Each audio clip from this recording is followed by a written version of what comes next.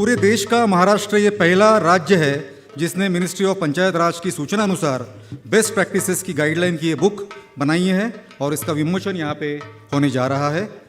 जल पर्याप्त गांव एवं स्वच्छ व हरित गांव, इन दो पुस्तिकाओं का विमोचन।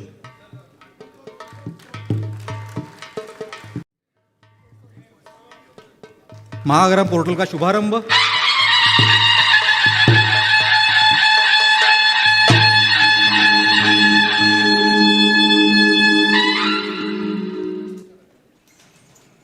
आपले सरकार सेवा केंद्र ग्राम विकास एवं पंचायत राज विभाग महाराष्ट्र सरकार की महत्वपूर्ण परियोजना है। इसके तहत महा ई ग्राम ये ऑनलाइन प्रणाली विकसित की गई है। महा ई ग्राम प्रणाली को data digitization, service delivery, SDG dashboard, monitoring and performance tracking के उद्देश्य से विकसित किया गया है और इस प्रणाली में हर आपले सरकार सेवा केंद्र लोकेशन की जानकारी, योजनाओं का प्रबंधन आदि विकल्प डैशबोर्ड पर उपलब्ध है। इस प्रणाली द्वारा पंचायतों के विकास कार्यों की जानकारी आसानी से उपलब्ध हो रही है, जैसे ग्राम पंचायत की प्रोफाइल, मूलभूत सुविधाएं, नागरिक सुविधाएं, पंचायतों के रजिस्टर आदि। इसके अलावा महा ई ग्राम मोबाइल ऐप महाराष्ट्र के ग्रामीण नागरिकों के लिए एक सिटीजन कनेक्ट ऐप की सुविधा है। इस ऐप के द्वारा घर बैठे संपत्ति कर का भुगतान कर सकते हैं। महा ई ग्राम पोर्टल एवं मोबाइल ऐप से नागरिकों को काफी लाभ होगा। ग्राम पंचायतें एसडीजी डैशबोर्ड के माध्यम से सतत विकास लक्ष्यों के संदर्भ में अपनी ग्राम पंचायतों की प्रगति का मूल्यांकन कर सकेंगी। Maha e gram, empowering Maharashtra. Thank you. इसके बाद माननीय श्री गिरीश जी महाजन साहब, माननीय कैबिनेट मंत्री ग्रामीण विकास विभाग महाराष्ट्र राज्य। एक सूचना करायची राहिली, मराठीत याच्यासाठी करतो की पळणार तुम्हीच महाराष्ट्रातले लोक, म्हणून मराठी सूचना करतो। उद्या दुसऱ्या राज्यातले लोक परवा व्हिजिट करायला जाणार म्हणून ते काही पळणार नाहीत। आज जेवढी उपस्थिती आहे तेवढी उद्या पाहिजे। आपल्या महाराष्ट्राची संस्कृती आहे, ही दिल्लीचे लोक जाताना इथून काही चुकीचं घेऊन गेले नाही पाहिजेत। मी पंजाबला गेलो, एकही माणूस हल्ला नाही, लखनौला गेलो, एकही माणूस हल्ला नाही। आपल्याकडचा एकही माणूस उद्या ही कॉन्फरन्स संपेपर्यंत हल्ला नाही पाहिजे, याची खबरदारी घ्या। ही सूचना आहे तुम्हाला। फार महत्त्वाची सूचना सरांनी केली आहे, त्यासाठी खूप खूप आभार। श्री गिरीश जी महाजन सर, माननीय कैबिनेट मंत्री ग्रामीण विकास विभाग महाराष्ट्र राज्य, इनसे विनती है कि महाराष्ट्र में ग्रामीण विकास के बारे में अपने अनुभव और दृष्टिकोण को साझा करें। आदरणीय श्री गिरीश जी महाजन साहब।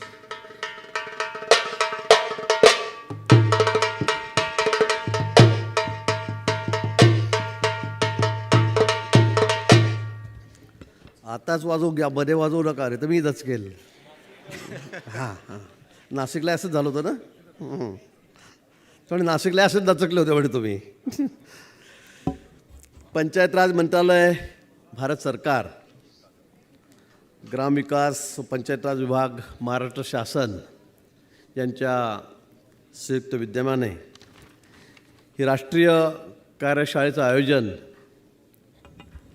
या ठिकाणी करण्यात आलेला है। सॉरी, हिंदीत बोलायला पाहिजे मी। इस राष्ट्रीय कार्यशाला का आयोजन यहाँ पर किया गया है। इस उपलक्ष्य में मंच पर यहाँ बैठे हुए विराजमान हमारे दोस्त केंद्रीय मंत्री माननीय कपिल जी,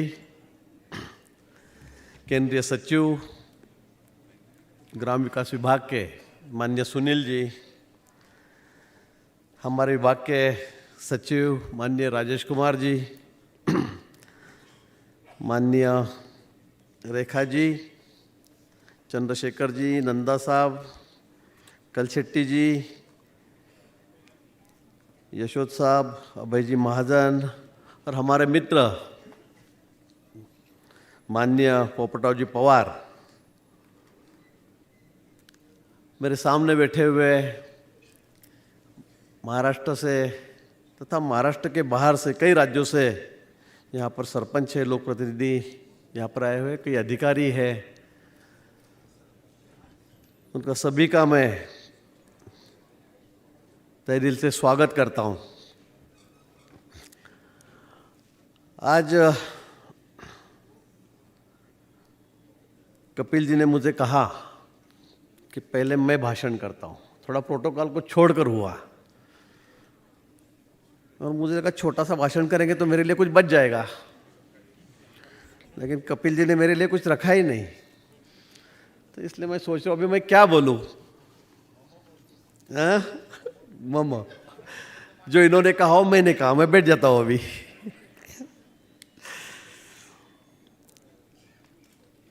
मेरे पास यहाँ पर ग्राम विकास विभाग की जिम्मेदारी है, मेडिकल एजुकेशन मिनिस्टर भी मैं हूँ, स्पोर्ट्स एंड यूथ ये भी डिपार्टमेंट मेरे पास है। लास्ट 1914 में 1919 तक जल संपदा इरिगेशन डिपार्टमेंट भी मेरे पास था और मेडिकल एजुकेशन भी था।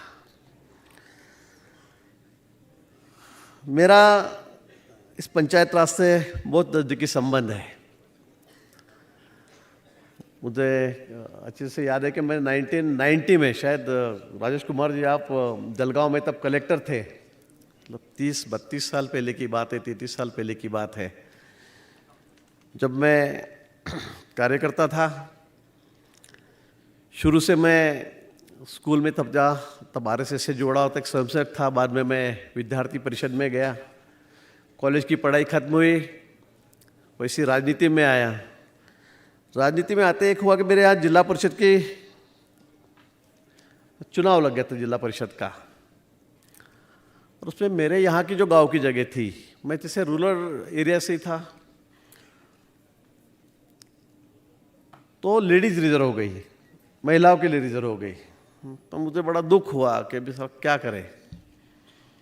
तो सब ने कहा कि नहीं नहीं, मेरी तब जस्ट कॉलेज छोड़ने के बाद ही मेरी शादी भी हो गई थी, अभी लेडीज रिजर्व हो गई, तो सब ने कहा नहीं नहीं अभी भाभी को खड़ा कर दो।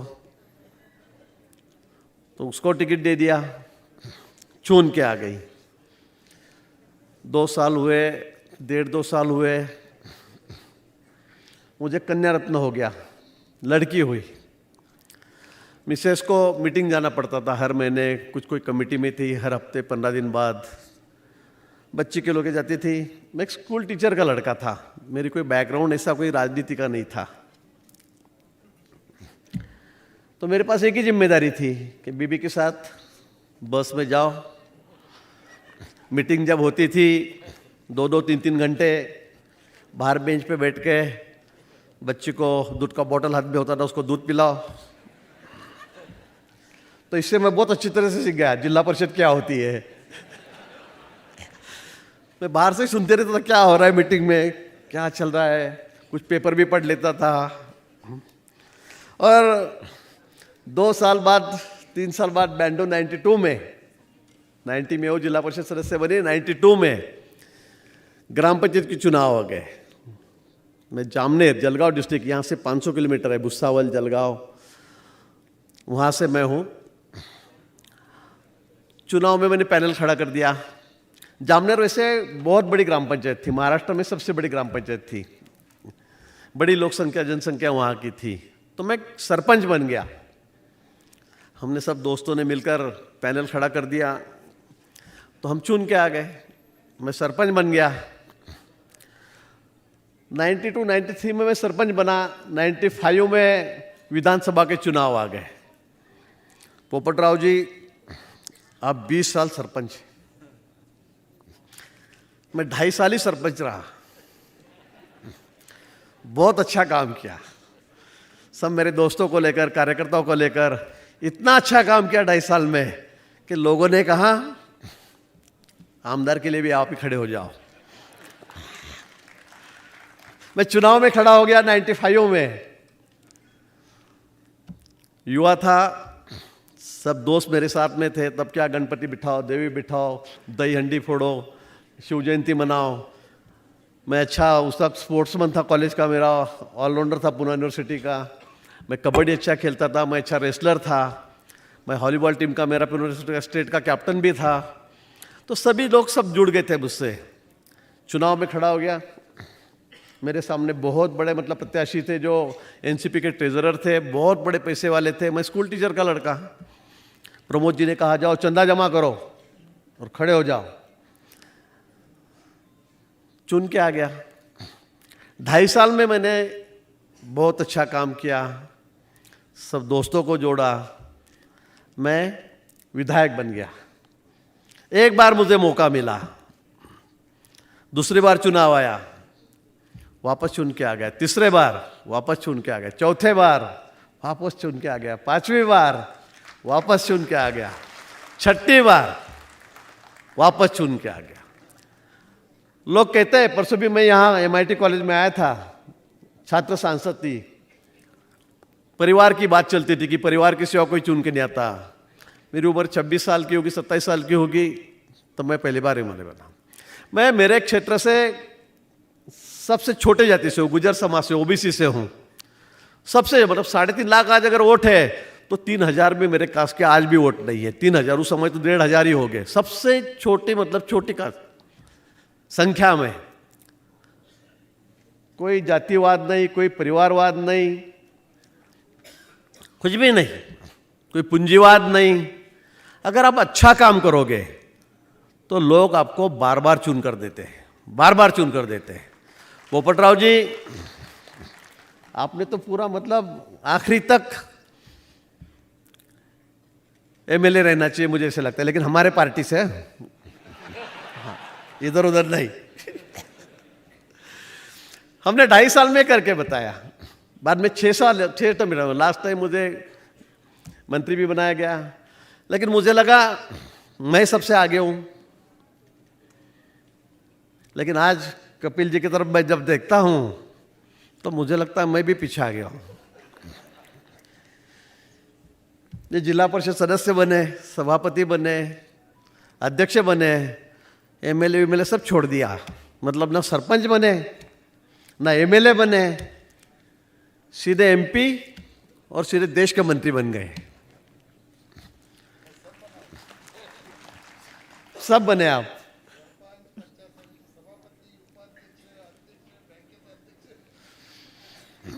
चलो, मुझे लगता था मैं ही ज्यादा भारी हूं, आप उससे भी भारी हो।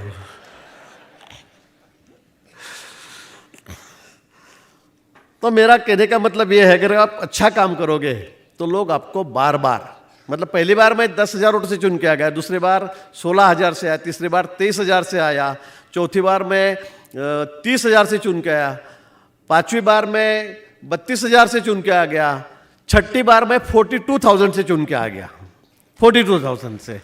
ऐसे बहुत कम होता है कि 6 बार आदमी चुन के आता है। ऐसे बहुत गिने चुने लोग हैं हमारे असेंबली में, 350 लोगों में, 350 लोगों में, कि जो इतने बार चुके। 6-7 लोग हैं, लेकिन कोई परिवार से है, उनके दादा परदादा बड़े इंडस्ट्रियलिस्ट है, बड़े सहकार में बड़ा उनका काम है, वो बार बार कई 25-25 साल मिनिस्टर रहे, इनके लड़के हैं, उनका परिवारवाद है।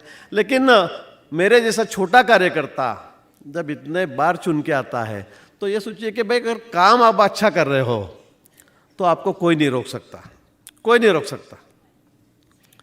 और सरपंच ये तो ऐसी जगह है कि वहाँ आपको बहुत मौका मिल सकता है। तो मैं आपकी तरफ जब देखता हूँ तो मुझे ये लगता है कि आगे का MLA कौन होगा, इसमें से कौन विधायक होगा, कौन खासदार होगा।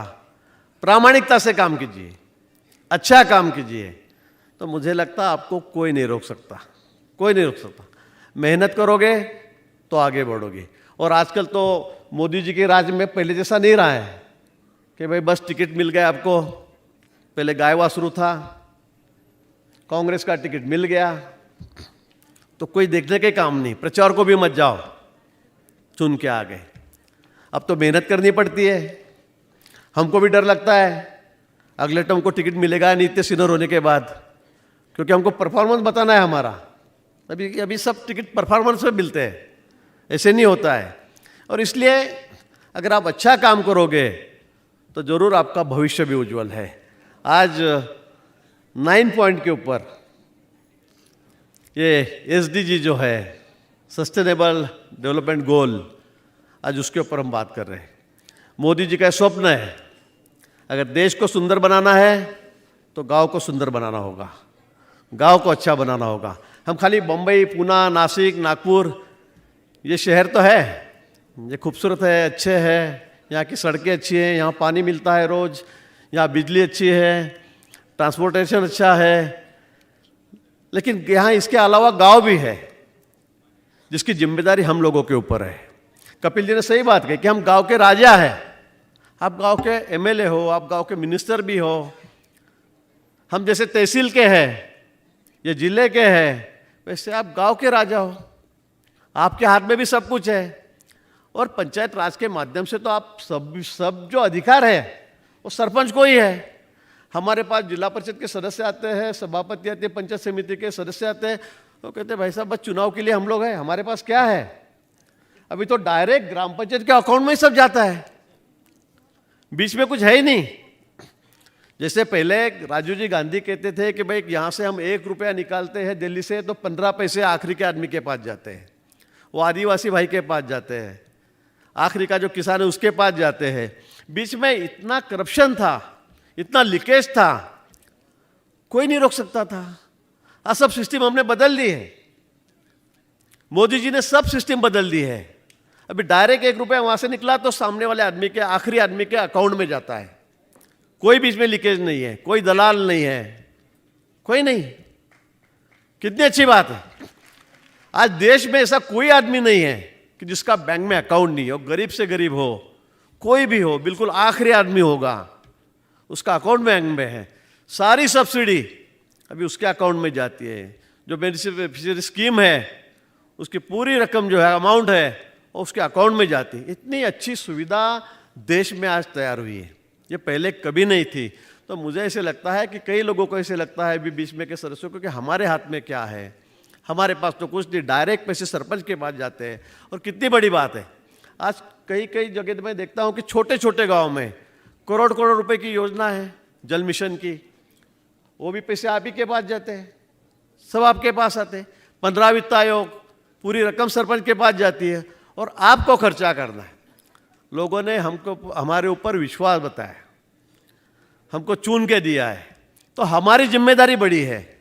लेकिन मैं पंचायत विभाग का मंत्री भी हूँ, मिनिस्टर हूँ, मेरे पास सब हियरिंग भी आती है। मैं जब देखता हूँ आज 50 कंप्लेंट आई है, मतलब जो सीओ निर्णय लेते हैं, उसके बाद में कमिश्नर निर्णय लेते हैं, उसके बाद में हमारे पास जब सुनवाई के लिए केसेस आती है तो बहुत सारी पोपटाव जी केसेस ऐसी होती है कि बस अपार हो गया, पैसे निकाल लिए, जल मिशन के इतने पैसे, काम हुआ नहीं, पैसे निकाल लिए।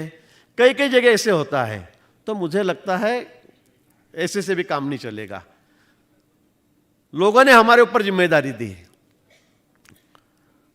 नेता करके, हमारा राजा करके हमको चुन के दिया है, तो हमारी जिम्मेदारी भी उतनी बड़ी है।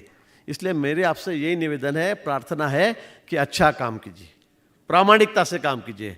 अगर आप अच्छा काम करोगे तो फिर पंचायत समिति सदस्य, जिला परिषद सदस्य, एमएलए, ये आपके लिए कोई मुश्किल बात नहीं है। लेकिन प्रामाणिकता से काम करो। मेरा गांव है, जैसे अभी कपिल जी ने कहा 25-15 के माध्यम से जो अच्छी काम करेगी ग्राम पंचायत, उसको ज़्यादा फंड दो, होना चाहिए बात, उसके बारे में भी हम सोचेंगे। लेकिन उन्होंने एक बात ये भी कही कि आज जितनी संख्या है उतनी कल रहनी चाहिए।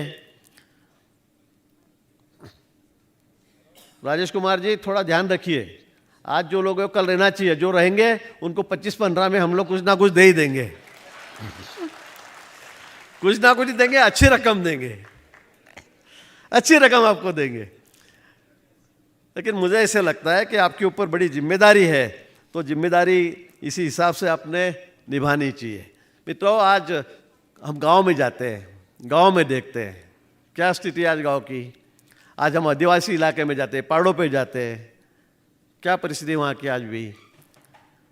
अभी अभी तो शुरुआत हुई है, 10 साल में तो बहुत सारी चीज़ें भी बढ़ गई है, बहुत सारे मतलब सुविधा बढ़ गई है, बत्ती आ गई है, पानी का मिशन भी चल रहा है, रास्ते बन रहे हैं। लेकिन आज़ादी के 75 साल हम मना रहे हैं, अमृत महोत्सव मना रहे हैं, उसके बाद भी हम देखते टीवी पे वो आदिवासी महिला है, उसकी डिलीवरी हो रही है, उसको 4 लोग बम्बों में से भान के लेकर जा रहे हैं, 20-20 किलोमीटर, 15-15 किलोमीटर अस्पताल में लेकर जा रहे हैं।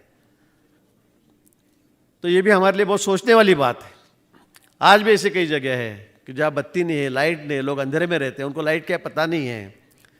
शिक्षा की सुविधा तो हमने दी है, लेकिन वहाँ पर कोई टीचर नहीं पहुँच रहे हैं। अभी मेरे तरफ एक डिपार्टमेंट है तो ज़्यादातर लोग तो बस हमारी ट्रांसफ़र कर दो, हम आदिवासी भाग में कैसे जाएंगे। ट्रांसपोर्टेशन की सुविधा वहाँ पर नहीं है, आरोग्य की सुविधा वहाँ पर नहीं है, कई बातें हैं, बहुत सारे चैलेंजेस हमारे सामने भी है। लेकिन हम सरपंच होने के नाते हमारी जिम्मेदारी बड़ी है। जहाँ पे सुविधा नहीं है वहाँ पे हमें सुविधा भी ले जानी है। गांव में, शहर में हम लोग रहते हैं तो हमें इस बात का अभी तक अंदाज़ा नहीं है कि गांव में लोग कैसे रहते हैं, कैसे उनकी ट्रांसपोर्टेशन की व्यवस्था है, कैसे आते जाते हैं। स्कूल में बच्चे हर रोज़ बताए जाते हैं, आज पानी में इतने इतने मतलब 5-5, 4-4 फीट पानी में से बच्चे जा रहे हैं, किस हालत में जा रहे हैं। अभी मई अप्रैल महीने में आदिवासी पहाड़ों पे बताया गया, पानी कुएं में उतर के हमारी महिलाएं बहनें पानी ऊपर लेके जा रही, 50-50 फुट कुएं में नीचे उतर के एक घड़ा पानी उसको मिलता है, एक बाल्टी पानी मिलती है, वो वहाँ से लेके ऊपर तक आती है। तो ये भी हमें सोचना है, बहुत सारी सुविधा भी उनको हमें देनी है। हमारे ऊपर जिम्मेदारी भी बड़ी है। केंद्र की सरकार, अभी कहा गया कि हम लोग नज़दीक आ जाए, हम तो बहुत नज़दीक है, क्योंकि केंद्र की सरकार और राज्य की सरकार अभी तो डबल इंजन की सरकार है, हम तो कोई दूर दूर नहीं है। 4 महीने पहले वैसा था, लेकिन अभी कपिल जी अब तो कोई प्रॉब्लम नहीं है, हम लोग सब एक ही इंजन के डिब्बे हैं, डबल इंजन उड़ गया है, तो हमारी जिम्मेदारी बड़ी है और मुझे लगता है इसी के लिए हमें काम भी करना है। आज जिस शौचालय की बात हुई, शौच मुक्त हमें गाँव को करना है, मुझे अभी भी बुरा लगता है। मेरे कॉन्स्टिट्यूंसी में 200 गांव है, कई गांव में मैं जाता हूँ तो मुझे आज भी बुरा लगता है। मैं मिनिस्टर हूँ इस डिपार्टमेंट का, लेकिन हम लोग क्या देखते हैं। शौचालय की बात आपने की, आपने कहा यूपी में ऐसे शौचालय बनाए, ऐसे शौचालय बनाए, बहुत अच्छे बनाए, सही बात है, हमारे यहाँ भी बने, इतने अच्छे नहीं हो गए, लेकिन शौचालय बनने के बाद में भी लोगों की मानसिकता क्या है, और शौचालय का उपयोग किस लिए करते हैं।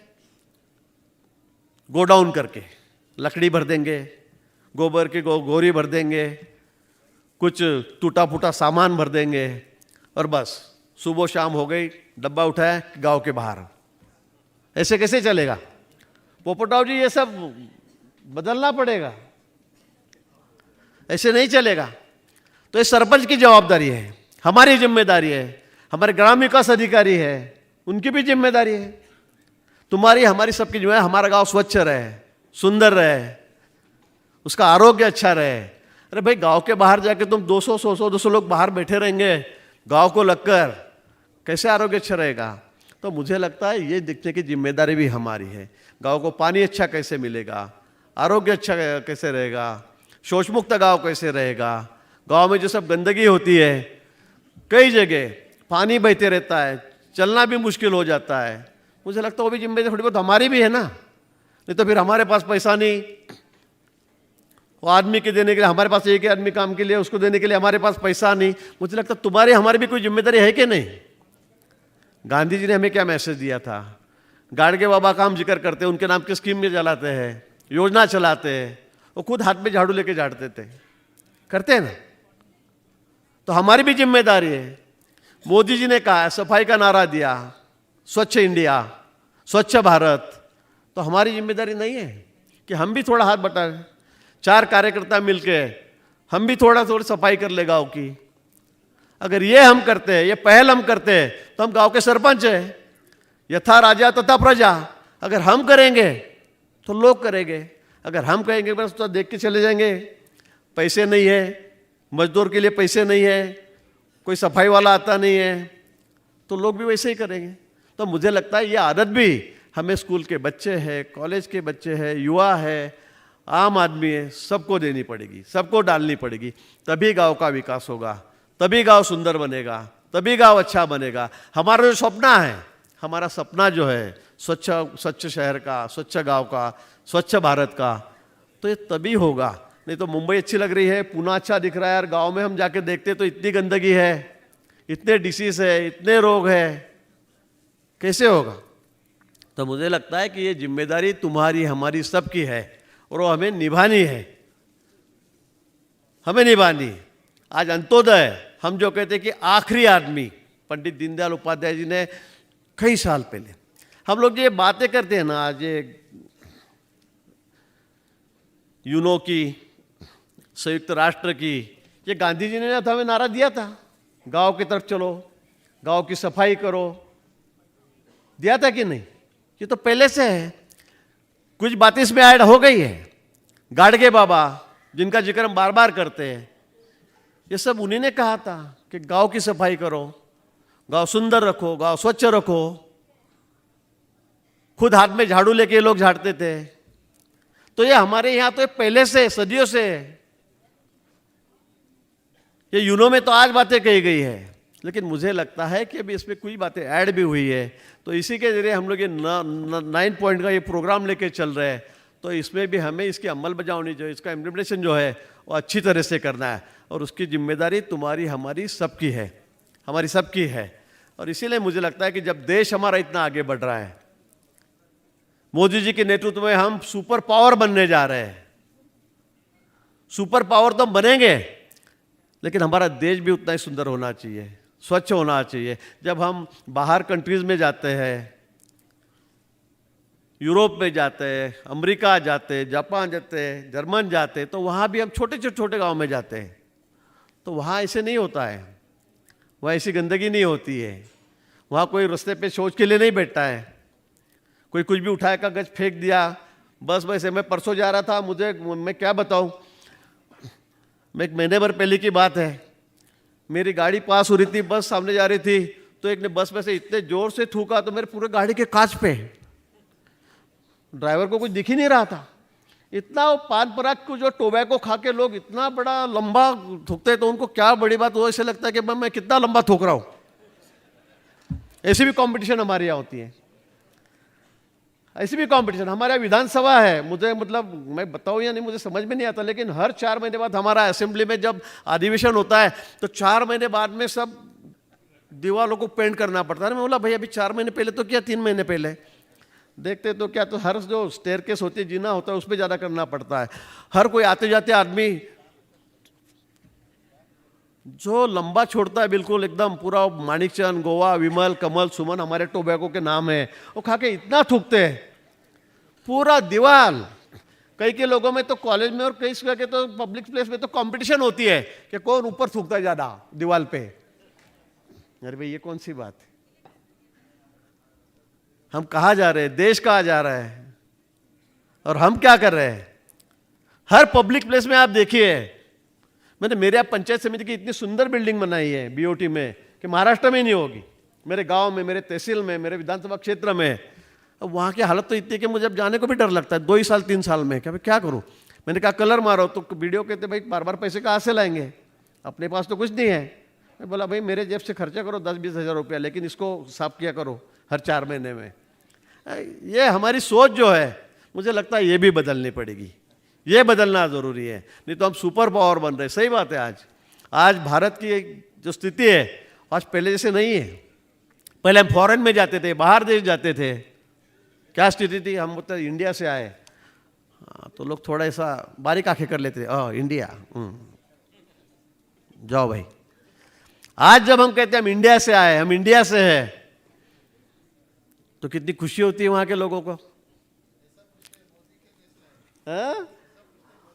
हाँ, अब हम कहते हैं इंडिया तो बोले हाँ मोदी जी, हाँ हमें कितना गर्व होता है, हमें कितनी खुशी होती है। तो आज हमारा नेता दुनिया का नंबर 1 नेता है, जो पॉपुलर है कि नहीं? अमेरिका का मासिक देखो, ब्रिटेन का मासिक देखो, जो वहां के प्रमुख पत्र है उसमें भी उनके सर्वे में आता है कि दुनिया का सबसे लोकप्रिय नेता कौन, तो नरेंद्र मोदी। गर्व से हमारा सीना भी खुल जाता है। और तो ऐसा हमारा नेता है, वो बार बार हमें कह रहे हैं, मन की बात के माध्यम से हमें कह रहे हैं, आरोग्य की बात करते हैं, खेलने की बात करते हैं, गांव की बात करते हैं, सभी ऐसा पहले नहीं हुआ था कभी। लेकिन आज हमारे प्रधानमंत्री की सोच हमें मालूम पड़ती है। छोटे से छोटे गांव में अगर कोई आदमी अच्छा काम करता है तो उसे भी टीवी पे बताया जाता है, मोदी जी उसको बुलाते हैं, बताते हैं, उसका स्वागत करते हैं। कितनी बड़ी बात है। आज इससे कई लोग प्रेरित होकर अच्छा काम कर रहे हैं। तो मुझे ऐसे लगता है इसी माध्यम से हमें भी अच्छा काम करना पड़ेगा, हमारा गांव सुंदर करना पड़ेगा, हमारा एरिया जो है, हमारी गली से हमें शुरुआत करनी पड़ेगी, तभी ये देश सुंदर बनेगा, तभी ये देश अच्छा बनेगा। मुझे लगता है मैं आपसे भी ज़्यादा लंबा बोलने लग गया हूँ मंत्री जी। तो मुझे आपसे यही अपेक्षा है, 3 दिन का आपका ये प्रशिक्षण यहाँ पे होने जा रहा है। बार बार मतलब सही बात है कि सरपंच 5 साल के लिए बनते हैं, फिर बहुत से 90% तो चेंज हो जाते हैं, वहाँ का रिजर्वेशन चेंज हो जाता है, वापस नहीं आते हैं, वापस उनको ट्रेनिंग करना पड़ता है। कैसा है हमारे यहाँ, राजेश जी हमारे यहाँ कैसे है, आप जैसा नहीं, आपने एक बार डिग्री ले लिया तो हमेशा के लिए मिल जाती है। हम अगर एक बार सरपंच बन गए तो 5 साल हमको वापस एग्जाम देनी पड़ती है। अगर हम एमएलए बन गए तो 5 साल वापस जाना पड़ता है, 5 साल बाद खासदार को भी जाना पड़ता है। हमारे यहाँ बार बार एग्जाम देनी पड़ती है, खरा उतरना पड़ता है लोगों में जाकर। अधिकारियों का वैसे कहाँ होता है, रिटायरमेंट होती है फिर भी डिग्री चिपकी हुई होती है। तो हमको अगर खरा उतरना है, अगर हमें बार बार पास होना है, तो मुझे लगता है अच्छा काम हमें करना पड़ेगा। और कोई बात मुश्किल नहीं होती है, कोई बात मुश्किल नहीं, मुझे नहीं लगता कोई बात मुश्किल होती है। अगर हम ठान ले, अगर हम मान ले। एक शायर ने कहा था कि कौन कहता है आसमान में छेद नहीं होता, कौन कहता है आसमान में छेद नहीं होता, एक पत्थर तो तबीयत से उछालो, एक पत्थर पकड़ो उछालो कि मैं आसमान में भी छेद कर दूंगा। लेकिन ये ठान लेना चाहिए। और मुझे लगता है इसलिए कोई मुश्किल बात कोई है नहीं, कोई नहीं तो हमारे नेता राजनेता आजकल क्या होता है, आजकल वो हाथ ही ज़्यादा बताते हैं। भविष्य में मंत्री कब बनूंगा, मैं चुन के कैसे आऊँगा, मैं एमपी कैसे बनूंगा, मैं राज्य मंत्री तो कैबिनेट कैसे बनूंगा, कैबिनेट बना तो फिर और वापस बड़ा मंत्री पद कैसे मिलेगा। आजकल खुद के करने से ज़्यादा लोगों का भविष्य के ऊपर भी ज़्यादा विश्वास करते हैं। लेकिन भविष्य से कुछ नहीं होगा, हाथ बताकर कुछ नहीं होगा। मैं 6 टर्म से 7 टर्म से, मतलब मैं पहले सरपंच बना, फिर उसके बाद में 6 टर्म में विधायक हूँ, 2 टर्म में मंत्री हूँ, लेकिन मैंने कोई हाथ में अंगूठी या कोई तावीज या कोई महाराज, कुछ नहीं, कुछ नहीं, आज तक भी नहीं। लोग मुझे बहुत कहते इलेक्शन के समय मेरे कार्यकर्ता, भाऊ आपको साढ़े साथी है, आपको तो मंगल की दशा चल रही है। मैं बोला सबको आने दो, सबको आने दो भाई, कोई मुझे परेशानी, कोई होम हवन करो ये करो, बोला मुझे कुछ नहीं करना है, कुछ नहीं करना है। और तो इसलिए मुझे एक शायर का शेर है कि ना रहा चांद सितारों का मैं मोहताज कभी। अगर आदमी मेहनत करे ना तो उसके लिए कोई भविष्यकार की, कोई ज्योतिष की जरूरत है। ना रहा चांद सितारों का मैं मोहताज कभी, सदा मैंने अपने मेहनत के उजाले देखे हैं। न रहा चांद सितारों का मैं मोहताज कभी, सदा अपने मेहनत के उजाले मैंने नहीं थोड़ा सॉरी, न रहा चांद सितारों का मैं मोहताज कभी, अपने मेहनत के सदा मैंने उजाले देखे हैं। और तस्करा लकीरों का उसने वही छोड़ दिया जब नजुर्मा ने मेरे हाथों में छाले देखे। मैंने ज्योतिष को हाथ बताया, जैसे पोपटराव का हाथ आदमी क्या देखेगा कोई ज्योतिष, इनके हाथ में काम कर करके इतने छाले पड़े। हमारे अण्णा जी हजारे हैं, रानीगढ़ सिद्धि, पोपटराव है, इनके अच्छे काम हैं, इन्होंने इतनी मेहनत की है कि अगर वो नजुर्मा ने ज्योतिष को हाथ बताएगा तो वो भी छोड़ देगा। अरे भाई इनका हाथ में क्या देखो, इतना मेहनत, इनकी तो लकीरें मिट गई है। अरे नसीब तो उनका भी होता है जिनके हाथ नहीं होते। आप लकीरों के क्या मतलब, जिनके हाथ नहीं होते वो भी तो बेचारे खाते पीते हैं, वो भी काम करते हैं। लकीर वकीर कुछ नहीं होती मेरे हिसाब से। मेहनत करो, लगन से काम करो, प्रामाणिकता से काम करो, तो आपको आगे कोई नहीं रोक सकता। आपका 3 दिन का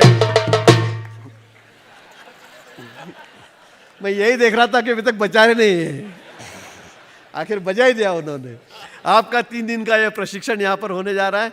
मैं बहुत बहुत बधाई आपको देता हूँ। इस प्रशिक्षण के माध्यम से आप बहुत अच्छी चीज़ें लेके अपने गांव-गांव जाएंगे और ज़रूर इसका फ़ायदा अपने गांव के लिए, अपने समाज के लिए ये ज़रूर होगा, ऐसी अपेक्षा आपसे करता हूँ। फिर आपका एक बार तहे दिल से बहुत बहुत स्वागत करता हूँ। धन्यवाद। जय हिंद, जय महाराष्ट्र।